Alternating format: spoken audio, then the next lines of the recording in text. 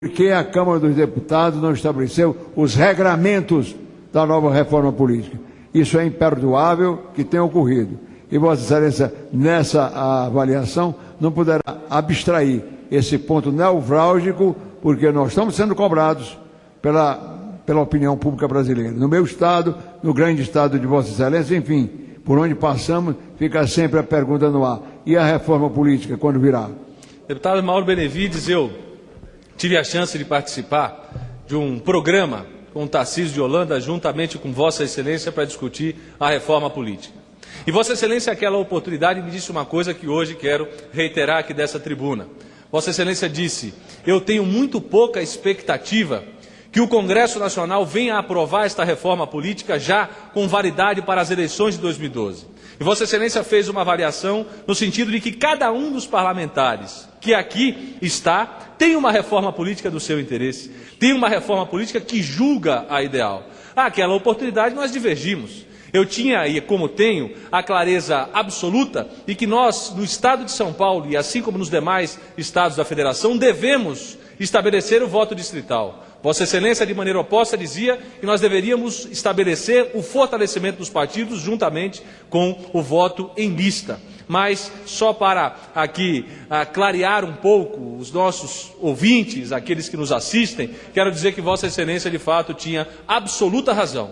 Nós tivemos, no primeiro semestre, 25 medidas provisórias aprovadas e apreciadas por esse plenário da Câmara Federal. Isso representa, deputado Mauro Benevides, 90% a mais do que o mesmo período do ano de 2010. Ou seja, a Presidente da República abusou da edição de medidas provisórias. E eu tenho absoluta clareza como Vossa Excelência, como Presidente do Senado Federal, já foi, Vossa Excelência de Senador por 2 mandatos, que já foi, de 11 mandatos legislativos delegados pelo povo do Ceará, sabe, de fato, que nós precisamos resgatar a nossa função no Parlamento brasileiro, dando a oportunidade para que aqui sim se promovam discussões, se promovam debates que surtam um efeito positivo na vida de cada um dos cidadãos brasileiros. É essa a nossa expectativa. Mas eu vinha fazendo resgate, Chiquinho, deputado Francisco, com relação ao primeiro semestre, que foi, após a posse da presidente Dilma Rousseff, infelizmente bombardeado por denúncias. Primeiro, a denúncia do caso Erenice Guerra, que ainda não estava a presidente Dilma Rousseff investida do cargo de presidente da República. Aquele episódio já deu para nós uma certa desconfiança, porque ela, como a controladora do governo Lula, ela, como praticamente aquela primeira-ministra do governo Lula, assim dito pelo presidente Lula, já estava ali controlando o governo. E com este controle do governo, deputado Francisco, você veja bem, Vossa Excelência veja bem o que acontece. Outros desmandos aconteceram. Veio o caso Palocci, um caso que passou desapercebido para alguns, mas que outros ficaram de maneira muito abismadas com relação ao crescimento patrimonial do caso Palocci. A presidente Dilma titubeou, por 20, 30 dias deixou o ministro Palocci sentado na cadeira de chefe da Casa Civil. Logo em seguida veio o episódio Aloysio Mercadante. Episódio muito grave, deputados e deputadas que aqui me acompanham. Episódio, presidente Alberto Mourão, que deu a oportunidade do Brasil conhecer as práticas políticas feitas no estado de São Paulo pelo PT paulista, com compras de dossiê, mais de R$1.800.000 em dinheiro vivo entregues àqueles aloprados que tinham como missão encerrar a possibilidade vitoriosa, a possibilidade de vitória do candidato José Serra ao governo do estado de São Paulo. Logo em seguida, não contente com aquilo tudo que já estava acontecendo, veio o episódio Ministério dos Transportes. E aí é importante que se faça aqui, deputado Mourão, uma consideração. O episódio do Ministério dos Transportes foi entregue na conta do PR. Foi entregue para a conta de um partido político tudo aquilo que estava acontecendo no Departamento Nacional de Infraestrutura Terrestre. Só que a controladora, aquela que eu me referia do governo Lula, a presidente Dilma Rousseff, acompanhou todos aqueles aditivos que foram feitos às obras do ano passado. Mas não, Não, ninguém procurou absorver a responsabilidade com dignidade e dizer que, de fato, o responsável por tudo aquilo que ocorre no país é o presidente da República. Assim como Vossa Excelência, enquanto prefeito foi do município de Praia Grande, era cobrado e a responsabilidade recaía sobre os ombros de Vossa Excelência. Mas não foi isso que aconteceu. A presidente Dilma Rousseff atribui a um partido político, como se nós, assim como diz hoje em artigo na Folha de São Paulo o senador Aécio Neves, tivéssemos uma verdadeira democracia de coalizão, onde nós delegamos aos partidos políticos determinados ministérios para que estes partidos políticos se subordinem aqui na Câmara dos Deputados a toda e qualquer votação de interesse do governo.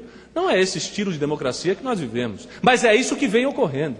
Acontece um problema de desvio em determinado ministério ou até mesmo uma suposição de desvios em determinado ministério, imediatamente a conta é atribuída a um partido político. Como se, como disse, a democracia de coalizão impusesse um determinado jogo de negociatas. Eu lhe entrego o ministério, Vossa Excelência se subordina às minhas vontades. Não é isso que nós esperamos da presidente Dilma Rousseff. Deputado Chiquinho, eu sou um dos grandes torcedores para que o governo Dilma Rousseff se dê bem. Eu sou um dos grandes torcedores para que a sociedade brasileira receba os benefícios de um bom governo. Mas não é isso que hoje nós estamos acompanhando no país. Os episódios de corrupção que assolam o país semanalmente em todas as revistas, não somente uma, a revista Veja traz o Ministério da Agricultura, a revista Época traz a ANP, a revista Isto É traz o DENIT, a revista, o jornal o Globo traz determinado episódio envolvendo outros partidos políticos, todos eles com base na corrupção. Então nós que temos aqui o dever de, nesses 7 meses de governo Dilma Rousseff, fazer uma avaliação, fazemos. E que a avaliação não é positiva sob o aspecto ético, porque ela, em 7 meses de governo, já demitiu 2 ministros e já teve a oportunidade de demitir também 22 pessoas que supostamente estão envolvidas em episódios não muito republicanos no Ministério dos Transportes. Então nós precisamos, de fato, dizer claramente ao povo brasileiro que a presidente Dilma Rousseff hoje trabalha com a herança maldita deixada pelo governo do presidente Lula, que é a herança exatamente deste legado de corrupção, deputado Francisco, que hoje nós temos a oportunidade de acompanhar e que a presidente Dilma Rousseff é quem tem a chance de dizer que este legado não existe, mas a herança existe, a herança maldita da corrupção deixada pelo ex-presidente Luiz Inácio Lula da Silva. Nós esperamos ver o Congresso Nacional, especialmente esta casa, sendo palanque de grandes discussões, porque nós temos a responsabilidade de promover aqui, deste plenário, grandes discussões. Nós não podemos ficar, como eu disse aqui ao amigo Mauro Benevides, como ficamos no primeiro semestre. 25 medidas provisórias fizeram com que nós tivéssemos que tomar todo o nosso tempo apreciando medidas provisórias. 90% a mais daquilo que foi em 2010 apreciado por este mesmo plenário nesta mesma época. Então não há a menor possibilidade de nós prosseguirmos nesse segundo semestre sem uma manifestação dura dessa tribuna com relação àquilo que nós queremos ver para o nosso país. Senão, quando nós vamos discutir a reforma política?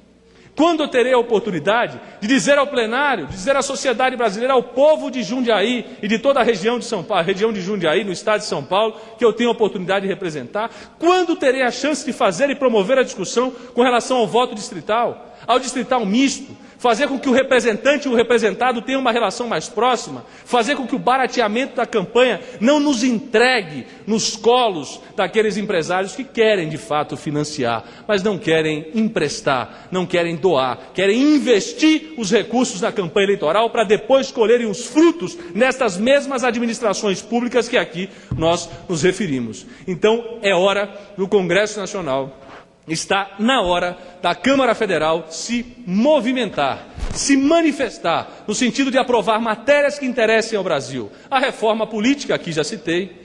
Nós temos a emenda 29, que eu não quero, havia até preparado uma fala com relação à emenda 29, deputado Mourão, mas eu não quero repetir aqui aquilo que já foi dito com muita qualidade por Vossa Excelência no grande expediente, aquilo que foi dito com muita qualidade pelo deputado do PT de Sergipe, Rogério Carvalho, também no grande expediente. Eu só quero dizer que nós estamos com a saúde, nós estamos com um sistema único de saúde subfinanciado. Nós precisamos arrumar fontes e alternativas de financiamento. Quem sabe nesse dinheiro que os ministérios deixam rolar pelos ralos da corrupção em nosso país. Quem sabe daí nós vamos enfrentar, de fato, uma discussão que seja efetiva e encontrar caminhos para que o Sistema Único de Saúde possa ser financiado de maneira sustentável. É isso que eu espero, é isso que eu quero poder observar, depois de terminado este segundo semestre que hoje se inicia, para os meus eleitores. Quero dizer com grandeza aquilo que de positivo for feito aqui no plenário da Câmara dos Deputados para o nosso país. E quero ter a oportunidade de poder apontar para que melhore aquilo que de não positivo foi feito no nosso país. Eu venho percebendo e acompanhando as diferenças de gestão. E nesse momento, especialmente, quero manifestar a diferença de gestão que existe entre o Estado de São Paulo, hoje governado pelo governador Geraldo Alckmin, e a presidência da República. O governador Geraldo Alckmin tem uma agenda absolutamente positiva, deputado Alberto Mourão, no Estado de São Paulo. Eu acompanho diariamente a agenda do governador, se não pessoalmente, mas através das redes sociais, através da agenda divulgada pelo governo do Estado de São Paulo. É uma agenda positiva. Tem feito investimentos, tem investido naqueles que mais precisam, tem feito com que a política encontre a sua verdadeira razão de ser, que é o benefício na vida das pessoas. A política só tem sentido, as nossas decisões políticas somente têm sentido se elas repercutem de maneira positiva na vida das pessoas. Não como o acordo Brasil-Paraguai que fizemos com relação ao Itaipu, que aquilo não repercute positivamente na vida das pessoas, mas aquilo que nós tentaremos promover, como essas 3 medidas que disse, da reforma política, da regulamentação da emenda 29, quem sabe, com essas medidas, nós encontramos a PEC 300, nós encontramos razões para dizer à sociedade que nós existimos para beneficiá-los.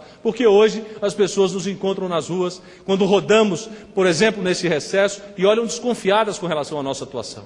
Não observam claramente qual é o efeito positivo que nós tornamos na vida das pessoas, que essa é a razão política. Eu me lembro perfeitamente, deputado Alberto Mourão, quando fui vice-prefeito na cidade de Jundiaí, em São Paulo, que nós discutíamos, eu e o prefeito Miguel Haddad, nós dois discutíamos composição de governo, e ele dizia com muita clareza, a composição de governo existe sim, de maneira partidária, enfim, isso é absolutamente razoável, mas nós não podemos entregar áreas estratégicas, áreas que qualquer decisão que se tome repercuta imediatamente na vida do cidadão. Nós não podemos entregar a negociatas políticas. Porque se entregarmos, nós perderemos a razão e o sentido pelo qual nós vencemos as eleições, que é tomar atitudes e medidas que surtam efeito na vida das pessoas. O cidadão que acorda cedo, a criança que procura uma unidade de saúde para o atendimento, o pai que está desempregado, quer ter um curso de qualificação para encontrar vagas no mercado de trabalho, estes sim devem ser a razão do nosso trabalho nessa Câmara Federal, porque senão nós estaremos, de fato, perdendo aqui um tempo muito precioso. E nesta comparação que faço com relação ao bom governo do governador Geraldo Alckmin, com relação ao governo ainda um pouco tumultuado que faz a presidente Dilma Rousseff em razão de inúmeros episódios de corrupção que assolam o seu próprio governo, eu quero dizer que Jundiaí e região foi muito beneficiado. O governador esteve conosco na segunda-feira, o governador Geraldo Alckmin esteve conosco no município de Jarinu, Chiquinho. E lá ele anunciou um investimento de 70 milhões de reais numa rodovia chamada Máximo Zamboto, porque vai escoar a produção daqueles que estão nesta região do interior do estado de São Paulo.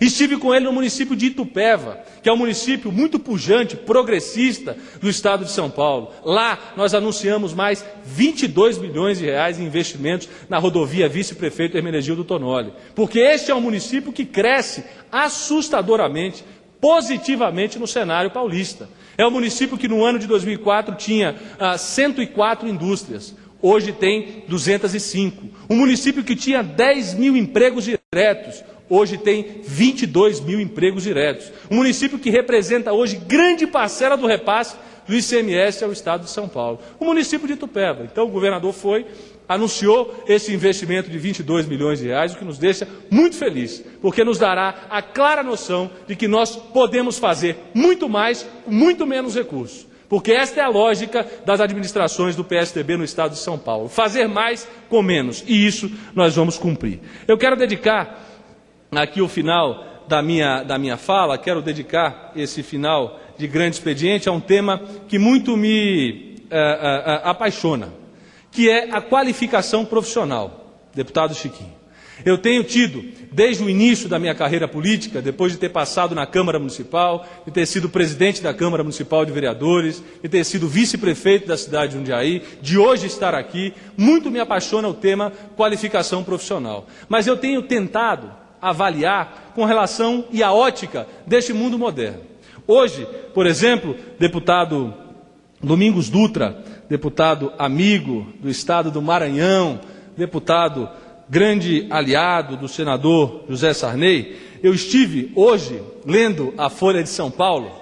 Hoje, lendo a Folha de São Paulo, eu percebi uma entrevista muito interessante, e aqui eu retiro a palavra do aliado do presidente Sarney, do ex-presidente Sarney. Eu olhei o Chiquinho e me dirigi a Vossa Excelência e troquei os apoiamentos a quem é dado lá no estado do Maranhão. Vossa Excelência não apoia, e o Chiquinho sim é que apoia. E pelos olhares de Vossa Excelência eu já quero retirar, porque sei que vem chumbo grosso, como diz lá no interior, com relação ao apoiamento que disse aqui ao meu amigo Domingos Dutra. Mas estava lendo um artigo na Folha de São Paulo, uma entrevista na Folha de São Paulo, de um educador, de um grande empresário, não educador, de um grande empresário, que dizia da influência das novas tecnologias no processo educacional.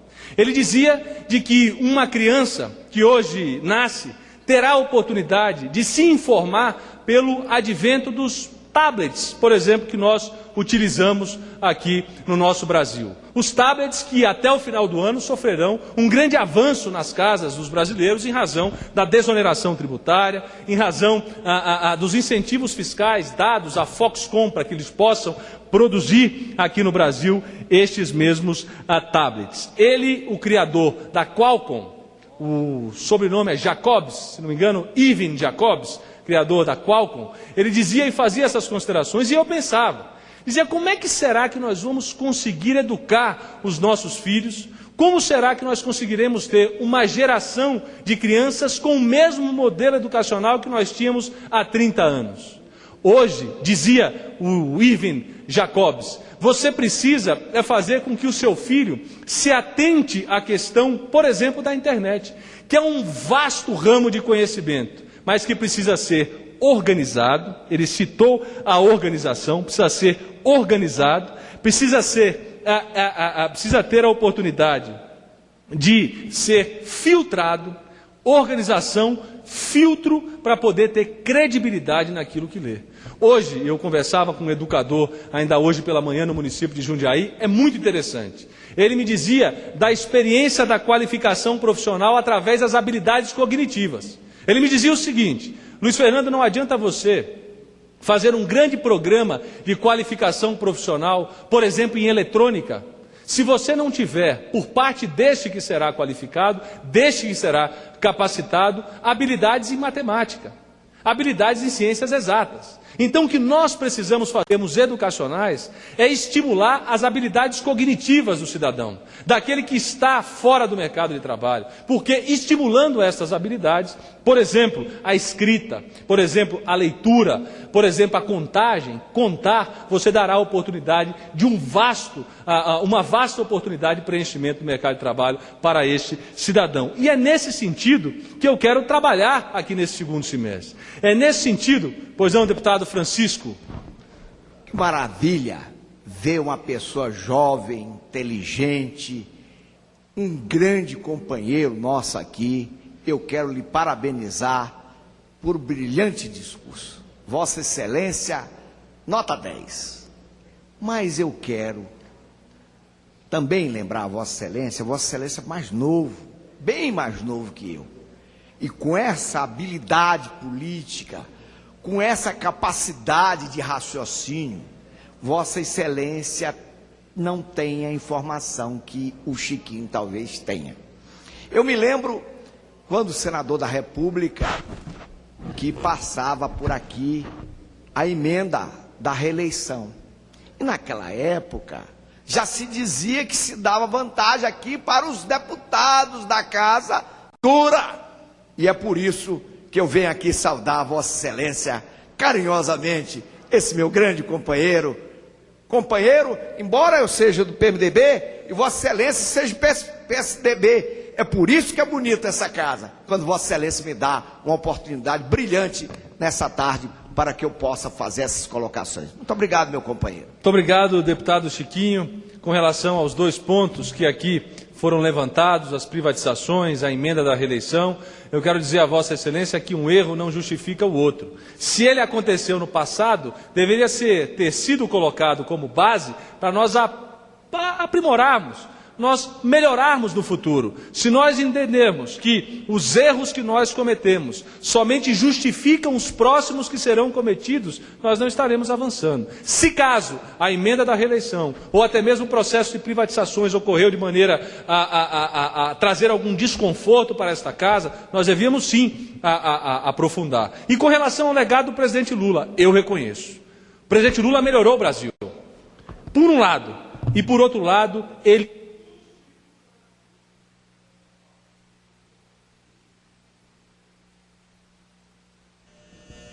Peço 5 minutos para concluir, Vossa Excelência, que foi o tempo que o deputado Chiquinho ele tirou ele quis aqui minimizar os impactos da discussão, deputado Mourão. Ele ficou 5 minutos, utilizou 20% do meu tempo, então agora eu vou pedir o princípio da isonomia. E com relação aqui ao que foi dito, eu tenho absoluta convicção, deputado Chiquinho, que nós devemos sempre reconhecer aquilo que de positivo existe. O presidente Lula teve sim e deixou um legado positivo ao país. Mas a herança que ele deixa ao país também é a herança do processo de corrupção. É a herança da democracia de coalizão, onde para que se tenha apoio se deve entregar aquilo que de mais precioso nós temos, que é o dinheiro do nosso contribuinte. E quero dizer mais, que nós podemos e devemos fazer política sem olhar pelo retrovisor. Retirarmos o retrovisor, enxergarmos no horizonte da oportunidade realmente que os nossos filhos, os nossos netos e os nossos amigos querem ter. E esta oportunidade, na minha avaliação, não deve vir e não virá de outra forma, senão pelo processo de educação, o processo de construção do ser humano com as suas habilidades. Eu tenho algumas pesquisas que norteiam o meu trabalho político, especialmente esses que faço com relação à qualificação profissional, que são assustadores, que dizem, estas pesquisas, que somente 25% da população brasileira, 25% da população brasileira tem habilidades com a escrita e com a leitura. Que esse número chega a ser menor ainda com relação à matemática. E por isso digo, o nosso processo de qualificação profissional, e neste momento fui orientado pelo educador chamado Fernando Leme do Prado, lá no estado de São Paulo, o grande criador do Plano Nacional de Educação, do Plano Estadual de Educação, de que nós devemos sim fazer investimentos na educação e nas habilidades cognitivas, porque aí sim, quando o cidadão tiver pleno conhecimento daquilo que ele pode fazer, ele irá fazer, porque ele pode fazer.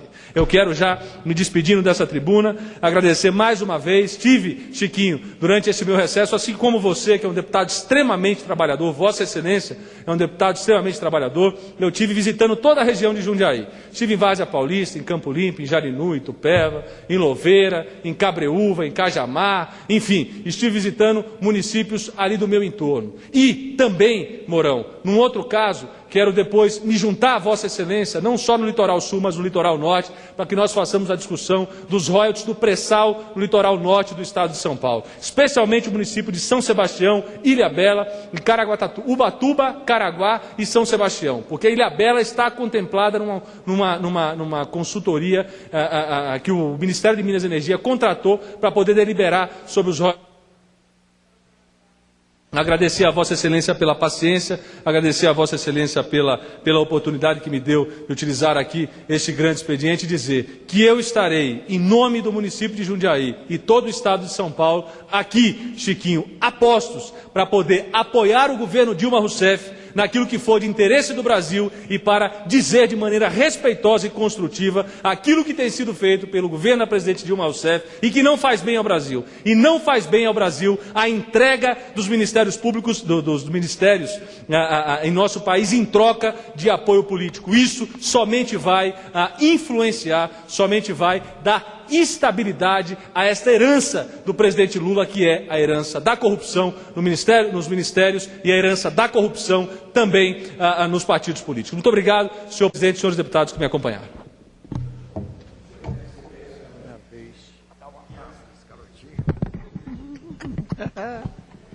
Você foi homenageado. Terminado, não tendo mais inscritos para o grande expediente, vamos passar para comunicados das lideranças.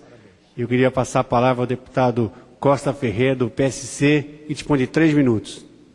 Muito bem, senhor presidente, senhoras e senhores deputados, nós queremos aproveitar esse período de comunicação de liderança para falar um pouco dos fundamentos de uma reforma política